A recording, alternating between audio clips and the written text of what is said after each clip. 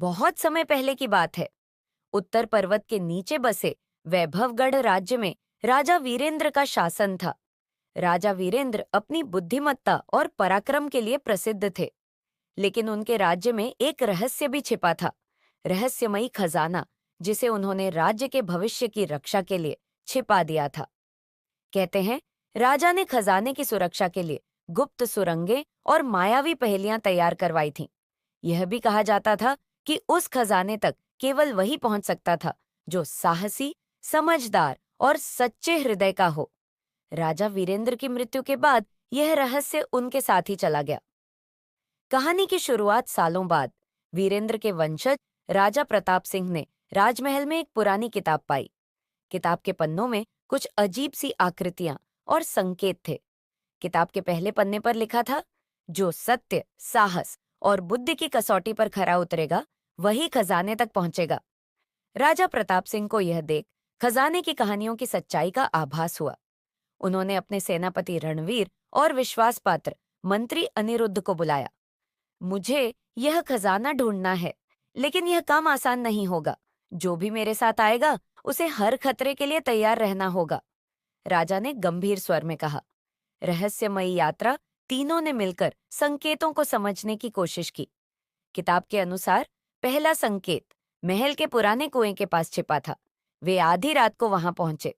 जैसे ही कुएं के पास एक शिलालेख को छुआ, एक गुप्त दरवाजा खुल गया। अंदर एक संकरी सुरंग थी, जिसमें दीवारों पर लिखी हुई पहेलियां थीं।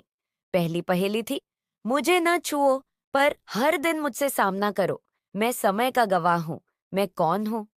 यह तो छाया हो सकती है, मंत्री अनिरुद्ध ने कहा। जवाब सही था।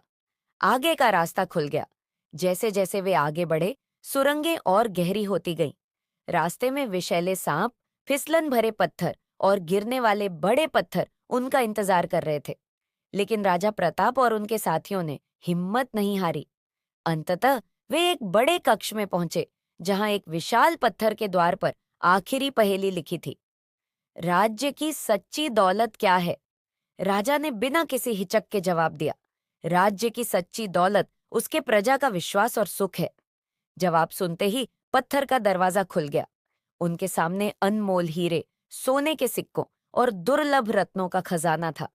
लेकिन खजाने के पास एक और शिलालेख था। यह खजाना तुम्हारा है, लेकिन इसे सही तरीके से उपयोग करना तुम्हारी जिम्मेदारी है। राजा प्रताप ने खजाने का एक हिस्सा राज्य के विकास और गरीबों की भलाई के लिए इस्तेमाल किया और शेष खजाने को राज्य की सुरक्षा के लिए सुरक्षित रख दिया। इस प्रकार राजा प्रताप सिंह ने न केवल खजाना प्राप्त किया, बल्कि अपनी प्रजा का दिल भी जीत लिया। उनकी बहादुरी और न्यायप्रियता की कहानी सदियों तक याद की गई। कहानी का संदेश, सच्चा खजाना धन नहीं, बल्कि न्याय, ईमानदारी और प्रजा का विश्वास होता है।